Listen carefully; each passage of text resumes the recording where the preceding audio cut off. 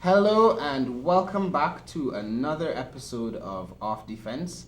We've been gone a little while, but we're back now in full steam. And today we're going to be talking about community development and advocacy in a more general sense. And I'd like to welcome three champions of the cause, the advocacy cause. We've got with us in studio Mr. Norris Witter, a labor advocate and very involved in the trade union movement. We've got Mr. Hafiz Rahman, who I'd say is an agricultural / community development advocate. And we've got Mr. Jinnah Rahman as well in studio, who is, and you describe yourself as an agricultural advocate because he's been involved in agricultural, both of you for that matter, have been involved in agricultural production for some amount of time. Thank you so much for joining me today and all the people at home. And so as we're talking about, let's start the conversation off on community development. What does that mean to you? I'll start with you, Mr. Rahman. Well, it has different meanings to different people. For me, community development is to do things in a community. We were brought up in the rice farming community. My father, my parents, mother and father, and brothers and sisters were always farmers, and they became very active advocates of agriculture, all forms of agriculture, you name it, we were involved. So that has been our community, and that has extended to other sections of the community where parents were Muslims. And obviously my father became a very prominent Muslim leader, not only in where he grew up in Wakanam and on the west coast of Jamaica, but nationally. All right, now I will switch across. We'll do quick fire crosstalk rules in effect as well. If ever I'm talking long, I can do that sometimes. You can feel free to interject with your point. Any thoughts on community development, what it means to you, and I guess relating it as well to what you see going on in Guyana? What is lacking about community development is what is needed, in my mind, for community development. That's philosophical, so you got to break that There down. have never been efforts in this country, in my memory, where there was this centralized desire to develop a community, whether it's a village, a sugar estate settlement, a ward in Georgetown, or any other living area in this country, by the authorities who needed to have a vision on how communities should go, the way forward for communities in terms of their relationships, people relating to each other as either belonging to one religious faith or practicing a certain profession, cane cutters or rice farmers or people in the hinterland areas. We, the people brought here through enslavement, indentureship, and whatever way, were treated better by the British than by these so-called independent seekers. Community development. The communities across this country, especially the coastal areas, have been subject to flooding and all sorts of interference in their everyday lives, especially in the rainy season. And how do we deal with this thing? You bring a group of Dutch people to tell Guyanese that the reason Georgetown floods when little rainfall is that you need some white people to tell us how to deal with the situation. If that is true, and that is so that we need to bring people to tell us how to care for our communities, then bring back the British to tell us how we can govern ourselves as the British were governing us. Indeed, they were exploiting us, but they govern us well. So there's an absence of community in this land here. And these new rulers, if they don't pay heed, this community is going to bring them to heel. All right, what are your thoughts on this before I lend some of my thoughts? What are your thoughts on this? Generally, I see community development as a kind of microcosm of national development. The difference, however, is that while you may have a national political directorate in the sense of a president, prime minister, ministers, cabinet, and so on, what you ought to have at the community level are community leaders, obviously, who will be thrown up through the local government system, who will be responsible for the development of the community in a holistic way, right? Political, social, economic, cultural, and so on. What has happened over time is that the spirit of the community was seriously compromised through the polarization, ethnically to a large extent, of the community. I mean, that needs to be addressed. Where there need to be a revival of the community spirit and allow the people themselves within the community to determine what is best for them, exploiting the resources within that community for the benefit of those who live within the community, within the community. Now, I guess what I'm getting is a general sense that so community development is something that happens local to us. I think that was a main takeaway from your point. It's very important.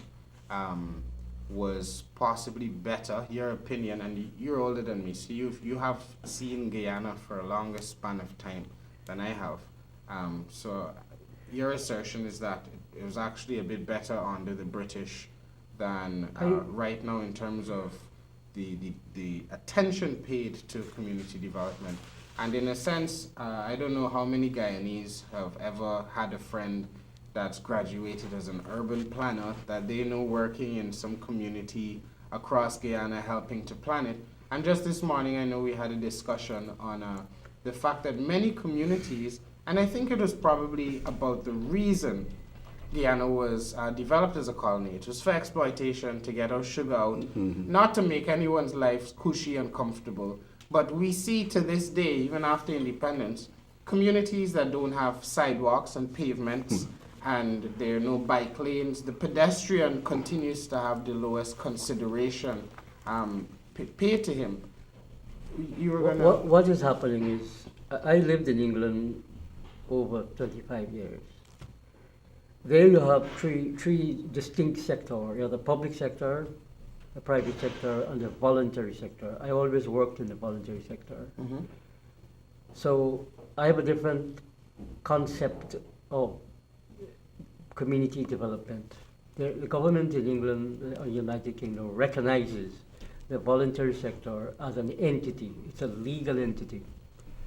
Here in this country, we have similar things, but what has happened is that the last government, I'm sorry I have to criticize the last No, government. criticize where it is necessary. Because this one, this the is last where, one, the one before. This is where, right this is is right where, and wrong why is does I wrong. agree with Hafiz there? Because him and I grew up in an age where we had what's called the 4-H Club, long before independence, and we grew up in that.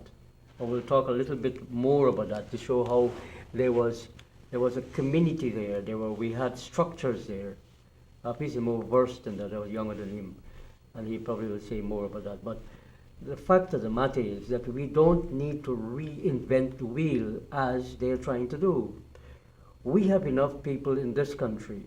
Look, after slavery or before it, people began to form themselves into groups, and they had a level of organization, and a resistant movement was set up to fight against the slave masters.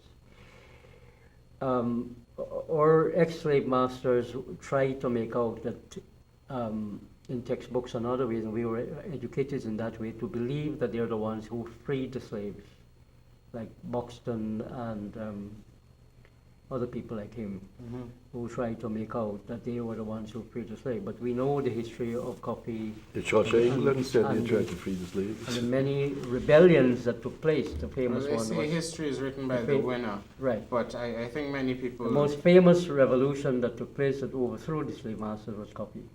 That's another thing that we need to discuss. You had the Maroons in Jamaica fighting their own battle. But the Indians who came here after the indenture labor also created a community, and they brought their culture and history, which was merged and hence we have our language, Creolese, so we call Creolese.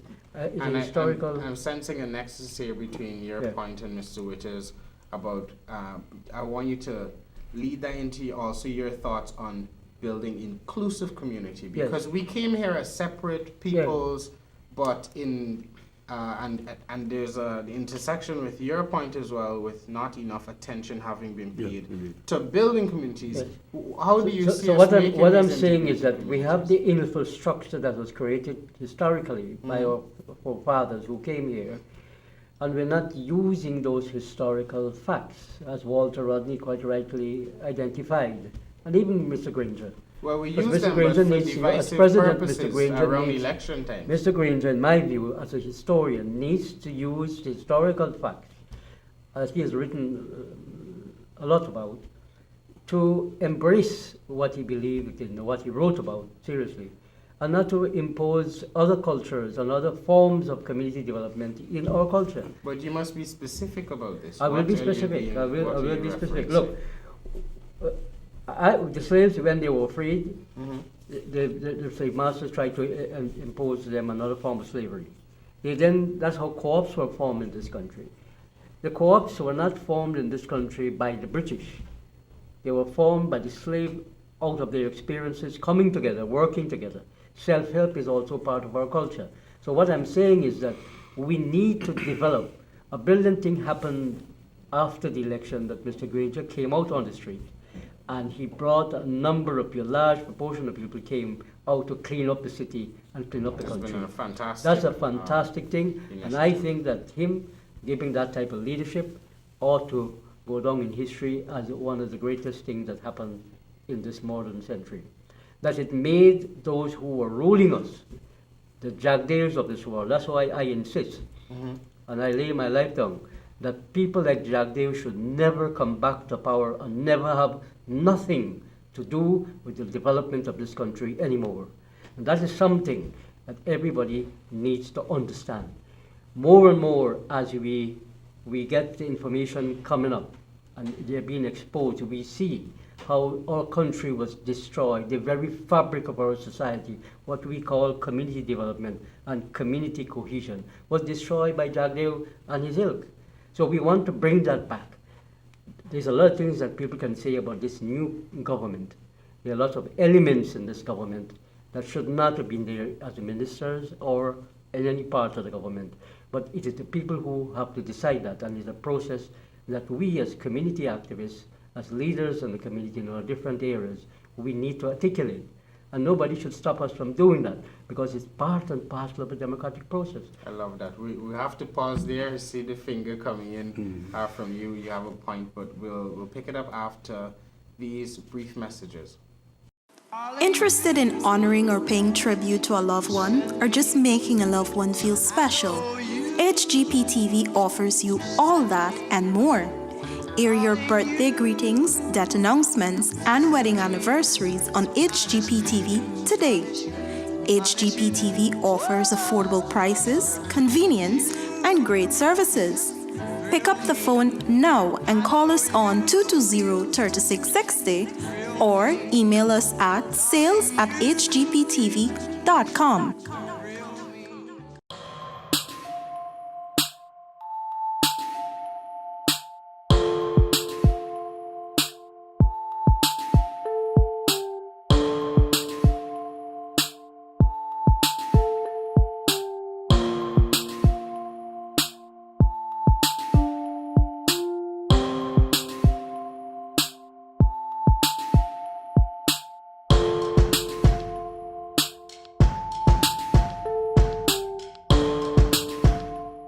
HGP-TV is looking for marketing and sales consultants. Are you confident with excellent presentation skills? Are you able to demonstrate your sales success? Do you want to work in media marketing or sales? If you are, we would like to speak to you. Please contact Ms. Carl Felix at carlfelix@hgptv.com. Please reply immediately. All right, welcome back to the show. We're here in the 11th episode, I think, of Off Defense. Today we're talking about, it's the 12th actually, I just got the the sign from the producer. But the 12th off defense episode, and we're back in studio with Mr. Norris Witter, Mr. Hafiz Rahman, and Mr. Jinnah Rahman. You got to say Rahman. Rahman. Yes, sir. Oh, So that's a apologies. cultural, that's Make what a that cultural H. thing It's too. not said here really, is it? Because Rahman means beneficent. Beneficent. Beneficent. And if- Mr. Hafiz the more you- beneficent, Mr. if- Jinnah beneficent. If you practice it, that is more. I will if get you that. practice saying it correctly, you Yeah. get blessings. Every time you say it, I get blessings? correctly. Yes. Rahman. Rahman. I will be saying that. Yeah, for the 5 video. blessings. Make sure 5 blessings. Same 5 here. blessings per Rahman, guys. I'm going to be saying that anytime I need some extra blessings. I Yeah. swear. So before the break, we were talking about community development, sort of the breakdown in some of the structures that that concern or regard community development. You shared with us your opinions on why that's been allowed to break down, the sort of political culture we've had over the past few years. And I also want the discussion, because we're looking at the past, we're looking at the end of slavery, how communities started being formed then. But I also want to root this discussion in the present and in the future in terms of things we could be doing right now to bolster the infrastructure, the community infrastructure. And, you know, I think a lot of people have seen things like the trade union movement. There's this opinion that it's sort of withered away, or it's not at the position of prominence it once was, and people are consequently suffering from that. What are your thoughts on that? And I know you had some thoughts before we went to break. So Well, I wouldn't want to dwell on the trade union movement, as we have a stalwart here, and Mr. Witter is best suited. I want to hone in on a recent event where Brigadier Granger, I like to refer to him as Brigadier because we need But that he is discipline. he's your And president. he's the president, and he should be given his title. He's Brigadier Granger, the president of the Cooperative Republic. When he turned up at the Scout convention or the conference, and he was made the patron of the Scout movement, to me, that was an indication of a beginning that we can look forward to. I came out of the Scout movement. Our producer Jinnah- here, he perked up when you said Scouts. Jinnah He's a referred to the Scout leader as 4-H well. movement. The 4-H movement was an agricultural club in The 4-H movement? 4-H, and the Okay. 4-H stood for I pledge my heart to my head to greater thinking. I don't recall what you pledge your heart to, but your hands to hard work, and your health would have been the logical outcome of the 4 H's. Because if you worked hard and you thought well, you had a good heart, you damn well go have a good health too. So we came out of community development, the 4-H movement. As farmers, we knew what we were about, what we had to do. We got training. The Ministry of Agriculture was pivotal in the formation and the function. Which of the year was 4-H. this? This would have been the year 60s That's about to mid-60s, the that's about middle 60s, yes. The fact that this type of agricultural development didn't last long could clearly be placed at visionless leaders that this country have had. They care not for the youth. Where will our young people go? So you didn't have the Scout movement, the Scout group in the village any longer. You didn't have the 4-H clubs. You didn't have the St. John's Brigade Society that taught you about how to deal with wounds and emergencies. You didn't have the Women's Institute that helped the young women. Carnegie School of Economics. Well, Carnegie School was an institution where women will go there Well, that for still home that still economics. exists. Yes. Still exists. But But I the- get this sense a lot of these institutions are just far removed from their former glory. Yes. And I guess fulfilling their mandate. A study should be They're done. not institutionally connected. So A study should be done Place of if power. these people's movements to community life, if they were killed off or if they committed suicide. If you look at our organizations, the consumer organization died in 1994 on account of certain individuals who are now dead. And our culture teaches us not to speak ill or bad or even recount the activities Well, of those that are the dead. culture on our defense is to speak the truth whenever possible, living or dead. If I die, and you need to speak some uncomfortable truth about me, by all means. Well, there's go the ahead. courts for suing Yes. me and all of that, and I don't have anything. Is there to a get to law me. against seeing something against someone that has died if it is true? I guess if they can't defend themselves or if it can be proven, I'm not a lawyer. Well, if but you follow Freddie, right into off defense and answer this riddle for us before Mr. Rahman gets himself sued. But go on, let me not the stop. point I'm making is that we did not, this country did not institutionalize community development, and there was need for that, because we do not have a culture that is 4,000 years old. We were thrown together, and we've been trying to make ourselves into a people. Now, what comes to mind is the development of the rice industry in Indonesia. Indonesia's rice industry goes back 3,000 to 4,000 years. A goddess is placed there for the protection of rice. It tells me that the community can develop around an industry, and it can, as Mr. Witter said, the micro can emerge into the macro. So I'll bring your thoughts Formation. So there is second. need, it's not too late. There's need to bring back into the communities the formative factors that are necessary to inculcate and incubate this togetherness, this help out each other. My mother would tell us that in rice cultivation, people will give hand. So a number of women will come together to plant each other this, like my mother's plot. And then she will go and give hand to plant somebody else's plot of rice. And then at harvesting time, they will all get together to harvest. And if that was allowed to continue, the box hand emerged into the co-op bank. But when Jagan came to power, he had to destroy everything that Burnham wanted to see happen. So you destroy the co-op bank. You destroy the carambola industry. You destroy the brick factory.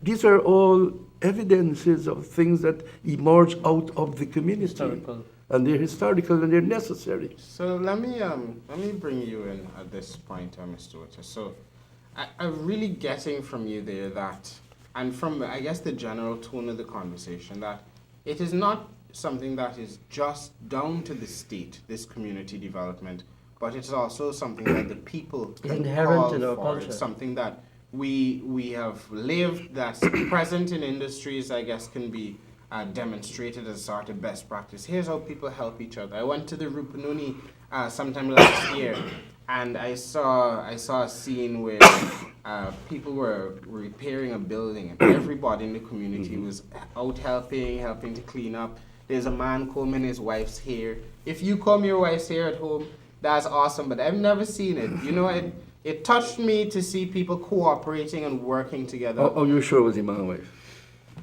Let me not put anybody in trouble. That's why I didn't put any pictures up there. But you almost quoted the man. But it looked very much like he was combing a woman's hair, right? Let's just leave it at that. So if it is that the people have a role in demanding these things from the state, because if the state isn't motivated to do something you would like to see around you as part of the democratic process of being involved and holding your leaders accountable, you have a right, because they're, eating with your tax money, you have a right to demand it of them. So how do we strengthen the institutions that help to support and then advocate for people, these trade unions and the labor movements and these other civil bodies in society? What are your thoughts on that, on where we are right now and where we could be in the future? Okay, before I attempt to answer that question, let me first of all attempt to address something that was said earlier in respect to the perception of the labor movement, the trade union, in respect to whether they are less militant now than they were, let's say, 10, 15, 40 years ago. One must perforce look at militancy within the context of what would have transpired at particular period. And just let's define militancy here for any of the young people looking. I Okay, think we mean fine. trade unionists running with guns in the alleys. But okay, it doesn't okay, mean that, okay. does it? No, it doesn't necessarily mean that. Even though, okay. I'll It means do that. being willing to fight for what you believe in. Yes, and what you use to fight will be determined by the circumstances. Now, for instance, during the pre-independence period, the colonial period, the production forces were different to what they were post-independence. For instance, most of the industries and even commerce was owned by the expats, right? The absentee managers and so on, the absentee owners, right? Now, during that period also, the struggle of labor had to be more physical and to some instance, the application of force, exerting force in order to gain what is rightfully yours. Because for the absentee manager and so on, the primary motive was the maximization of profit, and that maximization of profit meant the extreme exploitation of the workers, right? And they were not concerned about when representation was made by the union, whether there was anything right or what was being represented had any sense of morality, of civility. They were not concerned about that. Do you see that same sort of logic underpinning our current economic climate with, say, business owners and the sort of landlords that control our gold fields? Well, to some extent. But what you have now is rather than struggling against the absentee managers and owners, Being present. what you're fighting against now is the local exploiters. Look, whether they are represented by the private sector or whether they are represented by the state sector. And my own experience has been that there are instances where the state as the employer has proven to be more exploitative, right? And has proven to be a greater violator of the rights of workers than the private sector. I've made that point very often, where the state has been setting bad examples for the private sector. Like I should go and But one has also to see this struggle from the perspective also of the evolving and changing global economy, which requires a different approach. Anyway, as they say that, look, the paradigm has shifted from what used to be during the period of colonial exploitation to what we ought to be aiming for, right? The ideal, right?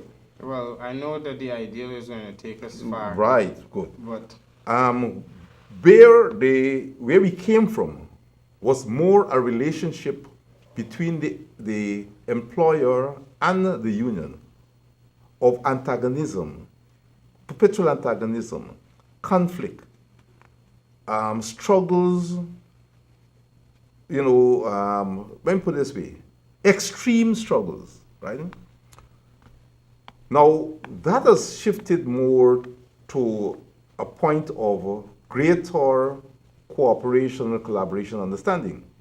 However, as you rightly said, there are still employers, and I dare say also, labor leaders who are still caught in that web of the old paradigm. You need to label them. GAU, for instance, the Sugar Workers Union. we must go to a quick break here. I just been getting the eye like 3 minutes ago, but we will come back. I know this is a very the hot topic.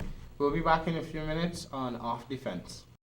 Interested in honoring or paying tribute to a loved one, or just making a loved one feel special? HGPTV offers you all that and more. Air your birthday greetings, death announcements, and wedding anniversaries on HGPTV today. HGPTV offers affordable prices, convenience, and great services. Pick up the phone now and call us on 220-3660 or email us at sales@hgptv.com.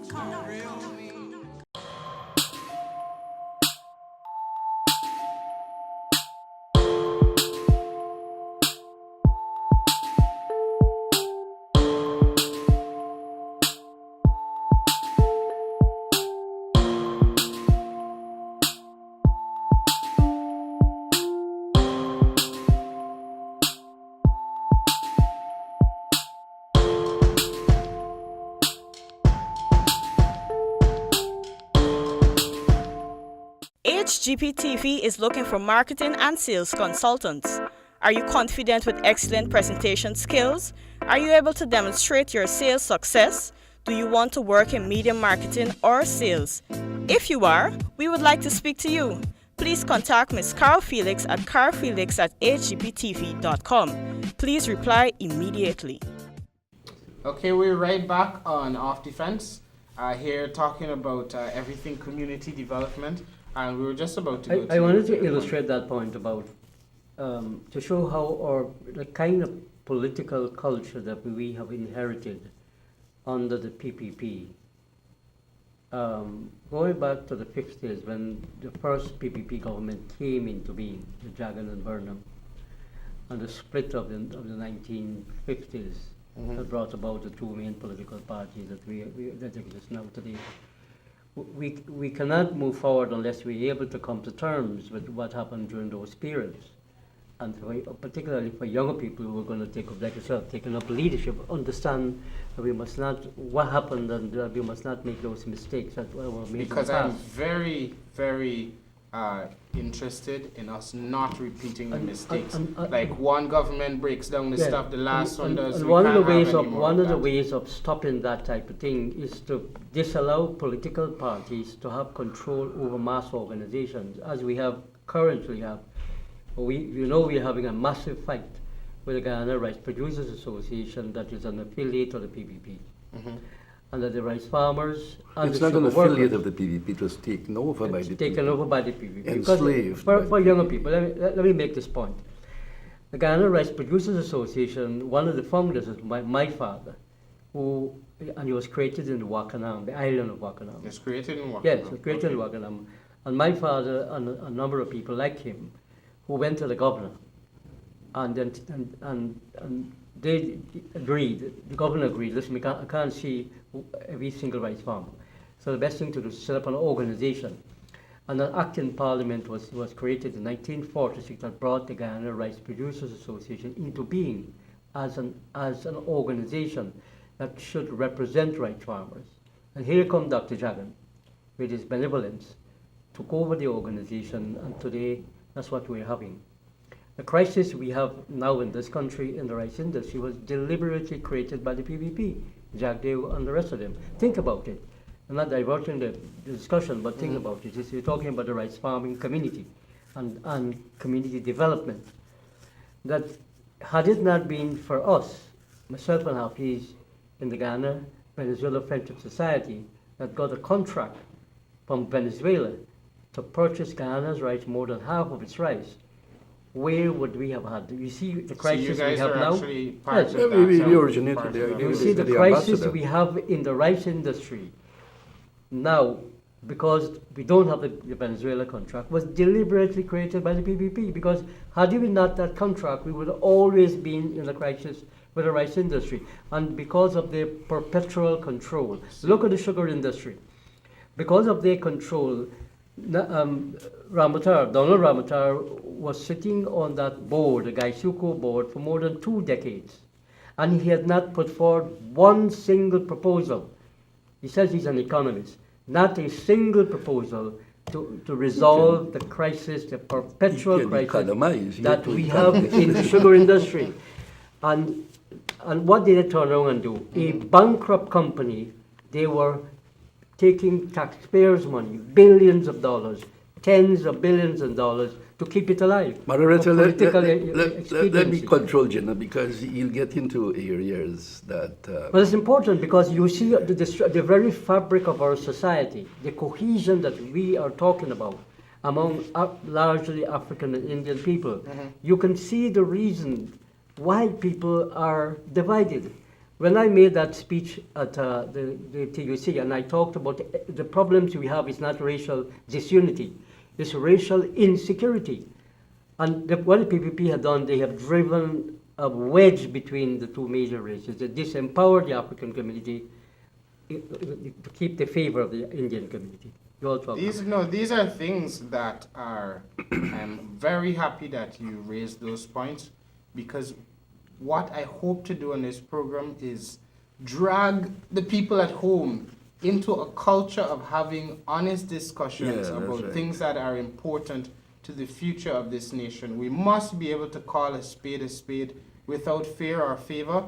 This is not a PPP bashing show. A couple of episodes ago, we had one on the 50% increase, 19 to 50% of the ministers, which I still think is unconscionable, because they've left people at the bottom of the ladder earning very little money. Well, we get $5,000. Yeah, not even that for some of those people, and not an increase. That's the total, right? So we must call a spade a spade. Let's get into empowering community. I recall when I saw Dr. Jagan, he got, and this was in 1976 or before, he got some documentation from the British Labour Party. And at that time, the British were talking about devolution of power to the communities in England. I mean, local government elections. 1994 local government elections were held for the first time under the Constitution, the 1980 Constitution. Desmond Hoyt said that he didn't want political party involvement, and that became the policy of the PNC at the time. They had reform. No? The reform is something they attach onto the PNC. I don't know for what reason. Rather than reform themselves, they attach the R. The PPP put civic. Civic, C can stand for something else, too, a four-letter word. You can't broadcast stuff. You can't broadcast, but I'm saying the word. I'm not saying the word. But this is what they do to us. Cats, cream, think of something like that. Go on. Now, 1994 elections. In my community, I taken a cue that we did not need political party division. It would divide Indian people and African people in any case. My community, from Good Hope to Hydron and East Bank, Essequibo, contained one of the first African villages. Farm was purchased by 28 formerly enslaved Africans. And they divided the land into 28 plots. And these people were so far-seeing, they had a vision, that they created a township for people to have the township section. And then the other lands were created in the manner that, and shared out, surveyed and shared out in the manner. And nobody got the first lands. The 28 got plots in 3 sections, the first land, the middle, and what they call the polder. So there was no favoritism, no discrimination. Of course, if they were to discriminate, it would have been African discrimination on African. But those people were smart. They came from a background of brutalization, but they still had their humanity. And they showed us something that we ought to learn from in this country. But that election process saw the creation of an entity that went into the local government process in that neighborhood, the Good Hope Hydroni neighborhood. We went there, myself and some others, we formed the STAR team and we went into the council with 4 seats. I dare say that we led the council. We had all the ideas for community development, community cohesion. Amna Ali should talk to me about community cohesion, because I could have represented African people in an Indian environment, and we did a damn good job of it. But I mean, we had an episode a couple of weeks ago on local government elections. You brought up local government elections when you were speaking earlier. We have had such a long time without these local government elections that I fear much of what we're talking about with regards, or as regards community development, the importance of it, the different spheres, much of that knowledge, the institutional knowledge even, has been lost, and people aren't Indeed, that is the important point. participating anymore. That's the important point. In these 23 years, they have not been trained through practical involvement. They have not been trained personnel in all the 64 or 62 or 65 NDCs and in the new townships that are created. There is no institutional training, and I wonder where they go find the kind of people required to manage these 62 NDCs and the townships. It comes back to and everybody in this country, all the political parties ought to be ashamed of themselves comes back, for allowing a it situation like comes this back to to the happen. politics I talked about earlier, the political culture that have divided our people. You got But I to think, jump in yes, as well. but I think that the people, the citizens within the respective communities, they cannot be exonerated from blame, right? I think what has happened over time is that the citizens within communities have abrogated their responsibilities to central operatives. And what the citizens within the communities need to do is to, as I said earlier, recapture that spirit, right, of communityness, if I can use such a word. Every citizens within the community needs to understand that they have power. And by exercising that power together in exploiting the resources that are available within that community, right, is the best way in achieving the good things that they would wish to achieve. But Brother Hafiz made a point, however, when he said that there seems to be a lack of cohesion, this community spirit that I've been speaking about. Now that cohesion, to some extent, has been destroyed by, we come back again, by the political parties imposing themselves within the society, the communities.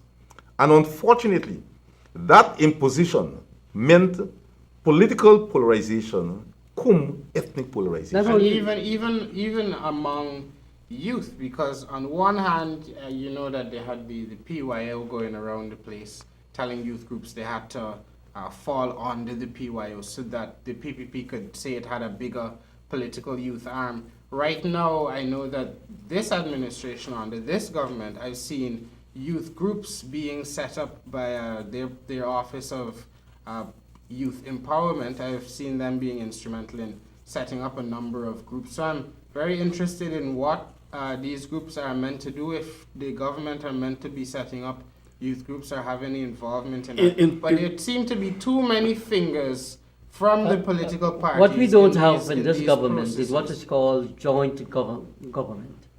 If you call up, you will see things lapping over the other. Like I had to call the minister yesterday in connection with a local matter to do with a man put two buses in Farm Village across the trench, and nobody could get him to remove it. And that has been going on. Hafiz, the local councillor there, he has not moved the thing. Nobody can get him to move it. So what is a complete breakdown? Of course, it is a political connection. His political connection and the fact that they have ownership of things and so on, and the whole bribery and corruption, which is inherent in the last government, right? And some of it is also can be seen as a carryover. And I don't just say the last government is in our society. Yes, let's not make this is where I differ a bit with my brother Norris. The fact is that we have had bad leadership in all the organization, the farmers organization, i.e. the Rice Producers Association. You don't have small farmers organization, they could destroy them. The trade union movement, GAU, for instance, and the other trade union movement are being bought over or silenced. They silence their leaders. He can tell you how the PPP destroyed, did not recognize unions in different workplaces when the law says that that's what you should do. So there's a lot of things that those who are involved in the politics and in power have destroyed or deliberately destroyed the actually coherence that we are talking about. Mm-hmm. And this is what we need to get people, if you're going to empower people as Hafiz is talking about, you need to get them to latch on with specific things, their culture, their religion, their economic development, self-help, which is the core of our history. Because through the self-help movement, we have achieved a lot. You see, people criticize Mr. Burnham for many things, particularly the PPP. But forget that Burnham, while I still believe that he was a dictator, and I think there had to be an element of that in this society to bring back law and order. Mm-hmm. Because people like that the man put the boss there and nobody can do him anything. And the law prohibits it. And the law prohibits it. Doesn't allow it to happen. When it's happening, then you have to have a strong government at the local level, at the central level. And this devolution of power never occurred. Must not be done as is done in England. We have enough experience here of devolution of power. And the devolution of power that Hafiz is talking about is allow the community to actually elect their own people.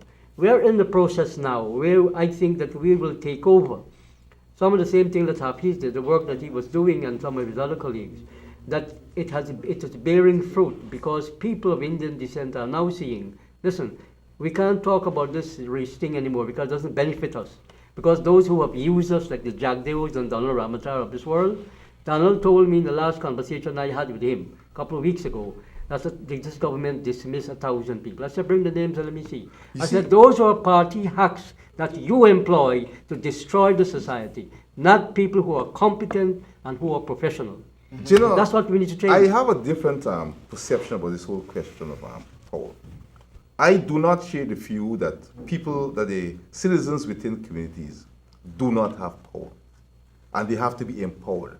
I believe they have the power. To exercise right? that power. Power is latent in them. Power is latent. Okay, but they have to realize that power. They have to realize it. Okay. On that note, I love it. We just got the eye a few minutes ago. We're going to go to a quick break and come back to that. I like that. We should Article 9 of the Constitution, sovereignty lies with the people.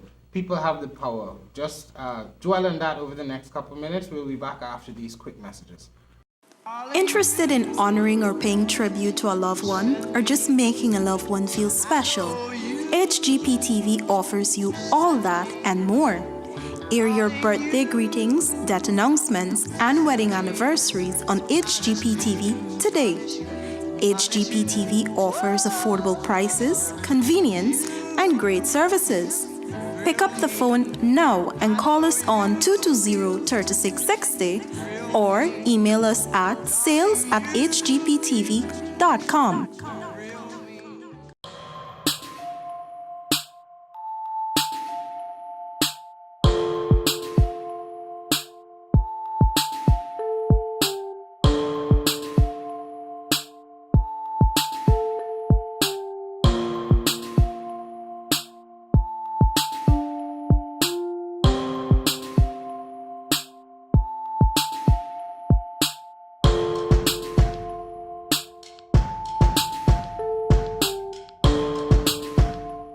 HGPTV is looking for marketing and sales consultants.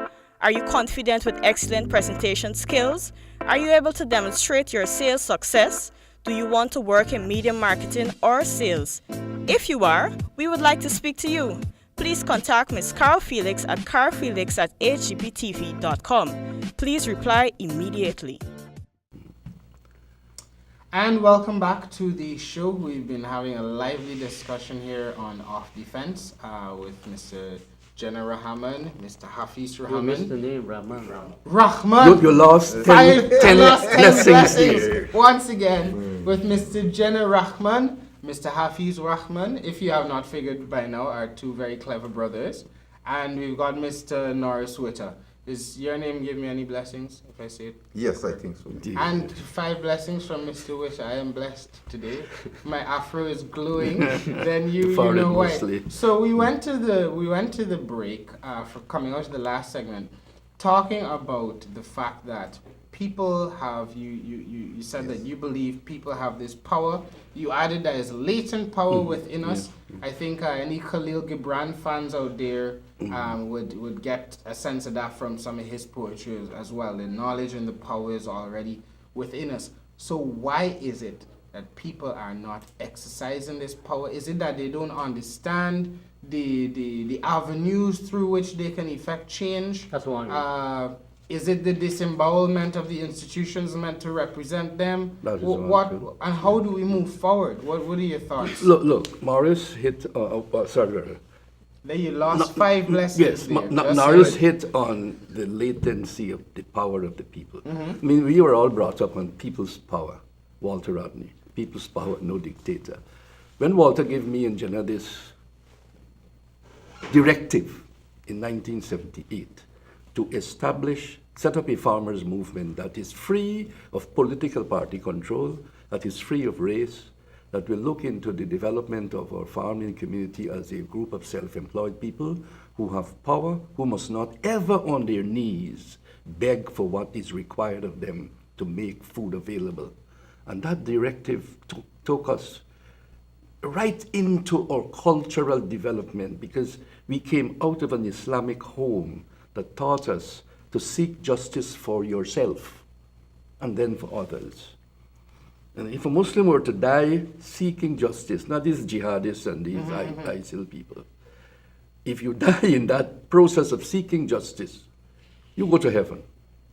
The martyrdom. And even I found out, I went and researched jihad the other day, and it's kind of been, the word has been corrupted. Corrupted. It means struggle. It Yes, means yes. struggle. Personal within yourself. Struggle with oneself So for the when betterment of the Norris is saying that there is the power in the people, we need to find out, well, what is keeping the people back? What is keeping people from voting for a political party where its adherents come to a bottom house meeting, where only a certain ethnic group will come, and then the persons who have come are of another ethnic group, and telling these people, if you don't vote for us, bad as we have been, if them set up people, and when they said them set up people, they mean black man. If they get into power, what they're not going to do to your daughters. And if you tell a man, if my Corley here go and tell some straight-hair people what will happen to them if they don't vote for the straight-hair people. We got a situation here where this has been going on for ages in this country. Now, you must appreciate too that migration has caused this nation to lose some very able and capable people. In my own family, my elder sister, who was a class 1 social worker, but you don't have that type of person. And perhaps in every 10 people, we have lost one of those persons. So who will be the motivators and facilitators? If I were to recommend to each community a starting point, that is good. to this whole question as to how they can reassert themselves. Now we get in as some Not strong just communities. reassert themselves, but start to Realize. live more cohesive lives. Right. Realize their I would commonality. say, look, as a trade unionist, start from the motto, in unity there is strength, right? And unity, we mean across race, politics, religion, and so on. Start from there, right? Unite the villages.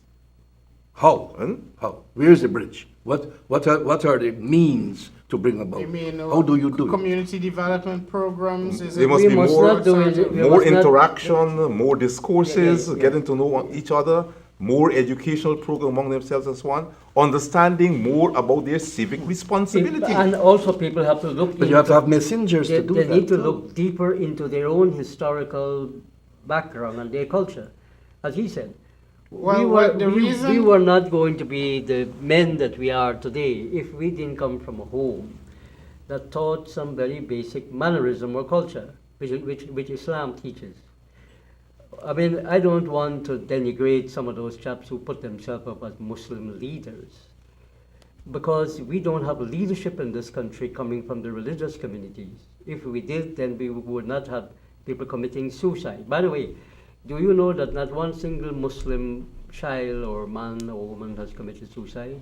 I would this have country? to ask for empirical evidence. There is evidence. There is To no support there is no evidence. Yes, there is some evidence, but I will correct that. I will correct that. You have to be I will correct that. There is relatively fewer. fewer Muslims committing suicide, and the reason for that is not that my Hindu brother, because I got Hindu blood in me too.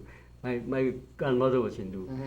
And But remember, we live we in got plenty. That's the other aspect of life. we live my in a society Hindu, where my people, Hindu some people family. believe, other people don't But, believe but in anything. Hinduism is not being portrayed in a positive way. There's nothing wrong with Hinduism, as also Islam, but it's being portrayed in a very bad way. Because this perhaps it's not the right place to, we don't have enough time to go into it. We don't But- have, yeah, but go But on. the Indian culture is not what we see here portrayed on these television stations. There's absolutely nothing. What you see they show on television stations, all this dance up and all the worst type of That's songs. Bombay thing. Let Nothing us to do let us with dwell a Indian little on what culture. Norris has raised here. That is very important. How do you get across? Do I go? I am an Indian person. I go to Buxton and I stand up on Middle Walk, and every African person that comes, how you doing, brother? What do you think of me? Where I live, as Mr. Gandhi say, if you can't live good with your neighbor, you have no right to live good with your family 20 miles away. Where we live, But Jesus Christ said that. to the east of us is farm. I take distinction, me, Hafiz Rahman, take distinction. I was the first Indian baby that the African people in farm saw. They have seen adult Indians. So I have a very high place in the life of these people who are deceased. We have maintained that style of living with the people in farm. We have no hang up about who is black man and who is coolie or whatever. Now, that came about because of our parent of our household. My father would tell us that African people must own property, because if they don't own, they go want yours. So if we all got, who the hell go want the other person's property? I am not certain that this behavior exists in every Indian Guyanese home, and that they inculcate it, and that they train their children otherwise. We have had barriers erected here against ourselves. Indian Guyanese, African Guyanese. And there has not been effort on the part of the religious people, on the part of the politicians. They're the ones who have caused this thing to reach this stage, because they have had no vision of nationhood. And this one people, one nation, one destiny should be put aside. Corbyn had put out a white paper that spoke about, let us go our own way, develop our own way, and eventually we go be one people. But something went wrong with that paper. Perhaps Corbyn realized that money was more important than his political views. While I also understand the ethos of us sort of forging this unified nation. Well, he had something good. He had hit onto something good. But they put it on the back burner and allowed the Jagdeus type to take over the society, and has brought us to now, we got to now ponder, how do we move the people together? How do we break down these invisible barriers? But I think it's important to break those barriers down. We have to. Mr. Witter, as your closing comments, I think we're almost I will close with, I think it was Nelson Mandela who said, no one was born racist, no one was born corrupt. They are all learned behaviors. Yes, right? That's right, learned behaviors. And what is learned can be unlearned.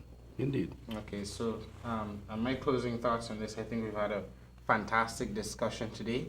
What I was going to say in replacement of that was that every knot that has ever been tied can be untied, right? There's some knots that are tighter than others, but overall, we have seen what political interference in the civil process does, especially when it is done in a negative way.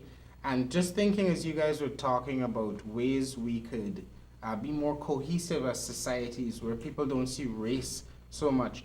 And I think of an example I saw in Cuba where any empty lots would be converted into community gardens. And if you lived in the local area, you could go and volunteer some time at this garden. You pick up some free greens at the end of the month. But what I really saw there was a social space that provided for people of different backgrounds, different economic standings and the like, to come together, learn about something that's very important to us and has been since the dawn of man, eating, learn about producing your own food and what goes into that, and then planting. Even me, I love planting. I love planting a lot. I will go sometimes and collect my own cow mole, and I might be collecting cow mole at the same time as some old lady down the street, and the two of us end up having a conversation because I end up shoveling some cow mole for her with these muscles that you can't see under my well hidden muscles under my shirt. But we can create opportunities for interaction with each other. We're definitely going to have a follow-up conversation on this, but I thank you so much for your frankness and your candor. We've had some just very raw honesty on the show. I hope you at home understand.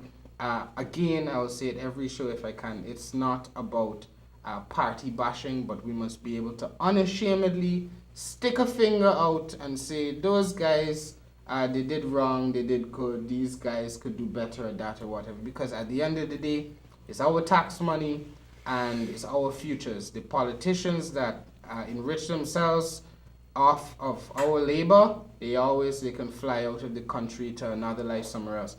It's the rest of we here, they're left in it, if we were to be very Guyanese about it. So I hope you start the conversation in your own home. Keep it going. Follow us on Off the Fence. We're on YouTube. We're on Facebook. If you'd like to be a sponsor on the show, give us a call at the HGP TV Channel 67 studio. And that's it for this edition of Off the Fence. Have a good day.